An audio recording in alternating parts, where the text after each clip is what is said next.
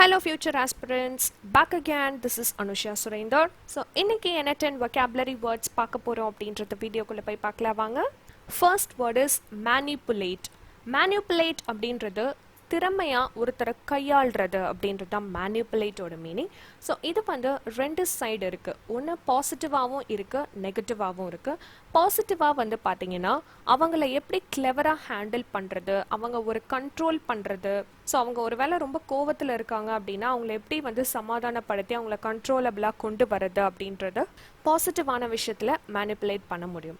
இதுவே negative side வந்து பார்த்தீங்கன்னா அவங்களோட வேலை முடிக்கிறதுக்காக மற்றவங்களை எப்படி வந்து அவங்க வேலை வாங்குறாங்க அப்படின்றது தான் வந்து இருக்குது. ஸோ ஒரு நெகட்டிவ் சைடாக வந்து அவங்கள கண்ட்ரோல் பண்ணி அவங்களோட வீக்னஸை தெரிஞ்சுக்கிட்டு அந்த ப்ரெசன்ட் சிச்சுவேஷனுக்கு அவங்கள ஹேண்டில் பண்ணுற விதமாக வந்து நெகட்டிவ் சைடாக மேனிப்புலேட் பண்ணுறாங்க அப்படின்றத நம்ம சொல்ல முடியும். So it is an verb phrase, control or influence a person or situation cleverly, unfairly or unscrupulously அப்படின்றது தான் வந்து மேனிப்புலேட்டோட meaning. For example, he is the only one who knew how to manipulate them. So அவங்க ஒருத்தவங்களுக்கு தான் வந்து தெரியும் மற்றவங்கள எப்படி மேனிப்புலேட் பண்ண முடியும் அப்படின்றது தான் வந்து இங்கே எக்ஸாம்பிளாக சொல்லியிருக்காங்க.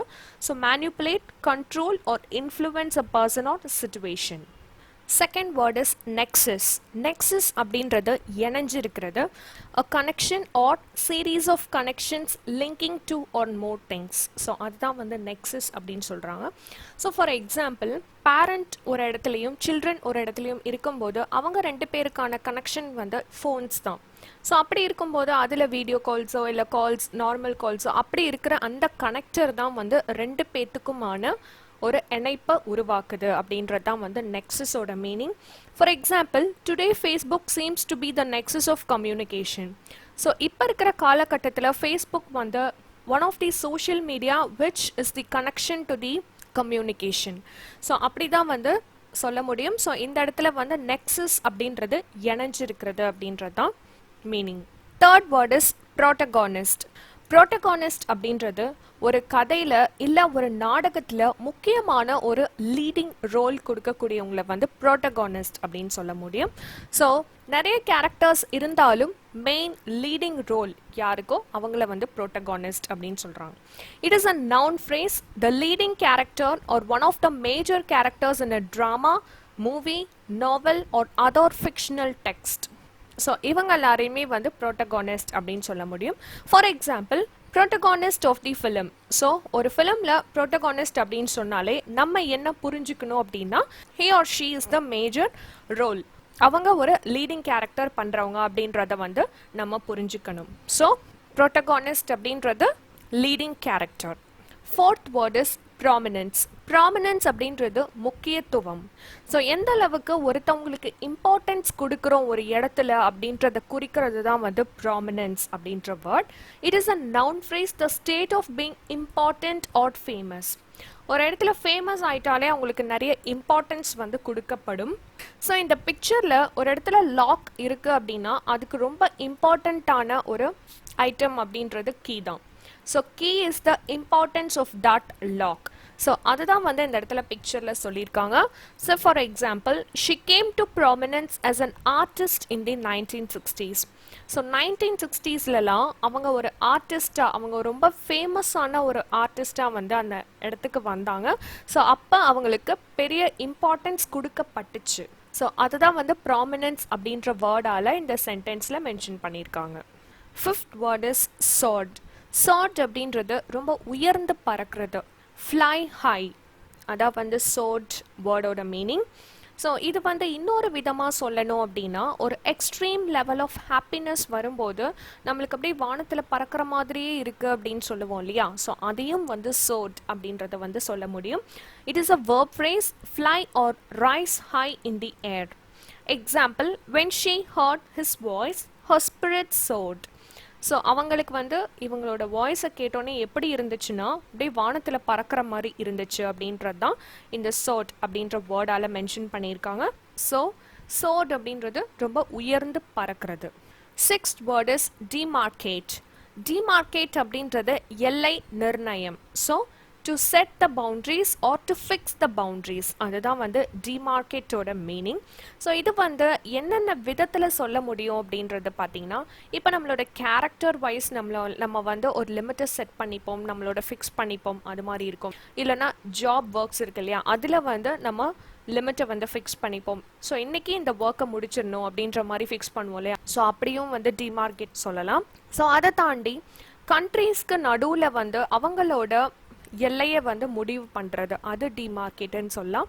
இல்லைனா இந்த இடத்துல எக்ஸாம்பிள் வந்து பார்த்தீங்கன்னா, the fence was put in place to demarcate one piece of property from the next. So இந்த லேண்ட் ப்ராப்பர்ட்டிலாம் இருக்கு இல்லையா, ஸோ அதை வந்து ஒருத்தருக்கும் இன்னொருத்தருக்கும் அவங்களோட லேண்ட் டிஃப்ரென்ஷியேட் பண்ணுறதுக்காக நடுவில் டிமார்க்கேட் அந்த இடத்துல ஃபிக்ஸ் பண்ணி வச்சுருக்காங்க. ஸோ டிமார்க்கேட் அப்படின்றது fixing or set the boundaries, அதுதான் வந்து மீனிங். ஸோ இது எந்த விதத்தில் வேணாலும் குறிக்கும். இட் இஸ் அ verb phrase, set the boundaries or limits of. Seventh word is littered. Littered அப்படின்றது ஒரு பிளேஸ் ரொம்ப அழுக்காவோ இல்லை ரொம்ப குப்பையாவோ இருக்குது அப்படின்னா அதை வந்து லிட்டர்ட் அப்படின்றதால சொல்ல முடியும். இட் இஸ் அ verb phrase, make a place untidy with rubbish or a large number of objects left lying about. So ஒரு பிளேஸை வந்து ரொம்ப அசிங்கமாக இல்லை ரொம்ப வந்து நீட்னஸ் இல்லாமல் ஒரு பிளேஸை வந்து நம்ம வச்சுருக்கோம் அப்படின்னா அதை வந்து லிட்டர்ட் அப்படின்ற வேர்டால் மென்ஷன் பண்ண முடியும். Say for example, clothes and newspapers littered the floor.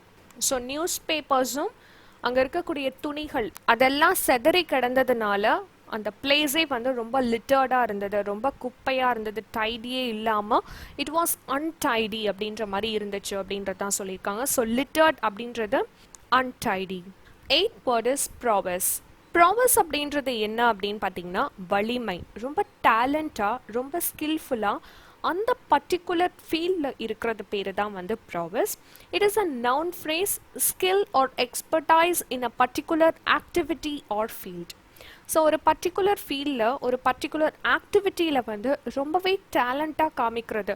ஒரு சில பேர் டான்ஸில் ரொம்ப டேலண்ட்டாக இருப்பாங்க, சிங்கிங்கில் ரொம்ப டேலண்ட்டாக இருப்பாங்க.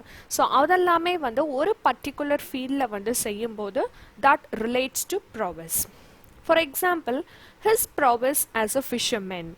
ஸோ மீன் பிடிக்கிற தொழிலில் வந்து அவங்க ரொம்ப டேலண்ட்டாக இருக்காங்க அப்படின்றது தான் வந்து his prowess as a fisherman அப்படின்னு சொல்லியிருக்காங்க. ஸோ ஒரு பர்டிகுலர் ஃபீல்டில் ரொம்ப ஸ்கில்ஃபுல்லாகவும் டேலண்ட்டாகவும் இருக்கிறது பேர் தான் வந்து ப்ராவஸ். 9th word is astute. astute அப்படின்றது ரொம்ப தந்திரமாக செயல்படுறது. ஒரு இடத்துல ரொம்ப கிளவராக அவங்களோட வேலைகள் முடியறதுக்காக எவ்வளோ தூரம் கிளவராக அந்த சிச்சுவேஷனை ஆக்ட் பண்ணி அதை வந்து முடிக்கிறாங்க அப்படின்றது தான் வந்து ஆஸ்டியூட்டோட meaning. It is an adjective phrase having or showing an ability to accurately assess situations or people and turn this to one's advantage. ஒரு சிச்சுவேஷனையோ இல்லை ஒரு சில பேரையோ வந்து அவங்களுக்கு அட்வான்டேஜாக திருப்பி அதை தந்திரமாக செயல்படுத்தி அந்த விஷயத்தை முடிக்கிறது தான் வந்து astute. For example, an astute business man.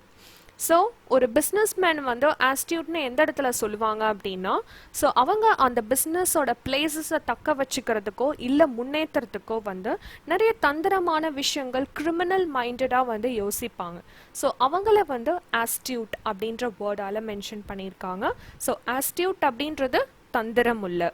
10th word is imminent. imminent அப்படின்றது அண்மையில் நிகழப்போகிற, about to happen, அதை தான் வந்து imminent அப்படின்னு சொல்கிறாங்க. ஃபார் எக்ஸாம்பிள், இப்போ வந்து ஒரு விமன் வந்து டெலிவரிக்கு லேபர் பெயின் வந்து வெயிட் பண்ணுறாங்க அப்படின்னா அவங்களுக்கு இன்னும் கொஞ்சம் நேரத்தில் பேபி பிறக்க போகுது அப்படின்றது நம்மளுக்கு தெரியும். ஸோ அண்மையில் நிகழப்போகிற, ஸோ கண்டிப்பாக இது நடக்கும் அப்படின்றது நம்மளுக்கு தெரியும். ஸோ அதை தான் வந்து imminent அப்படின்ற வேர்டால் மென்ஷன் பண்ணுறாங்க. It is an adjective phrase which is about to happen. And இந்த பிக்சர் எதுக்காக இங்கே வந்து இருக்குது அப்படின்னு பார்த்தீங்கன்னா, இதுக்கு அடுத்து நம்மளால் சயின்டிஃபிக்காக சொல்ல முடியும் அடுத்து மழை வரப்போகுது அப்படின்றது. ஸோ லைட்னிங் வந்து வருது அப்படின்னா அடுத்து மழை வரப்போகுது அப்படின்றத நம்மளால சொல்ல முடியும். So that relates to imminent. For example, his success was imminent and it was thought his appointment as chief minister was assured.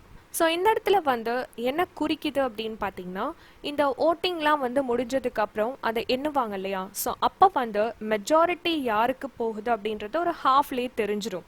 So அந்த மெஜாரிட்டி வைஸ் சீஃப் மினிஸ்டர் யாரு அப்படின்றது அப்போவே தெரிஞ்சிருக்கும் அப்படின்றது தான் வந்து சொல்லியிருக்காங்க. ஸோ இன்னும் கொஞ்ச நேரத்தில் இவங்க தான் சீஃப் மினிஸ்டர் அப்படின்றத வந்து அஷ்யூர் பண்ணிடுவாங்க அப்படின்றது தான் வந்து சொல்லியிருக்காங்க. இங்கே ஒரு எக்ஸாம்பிளாக அதுக்கு இம்மினன்ட் அப்படின்ற வேர்டை யூஸ் பண்ணியிருக்காங்க.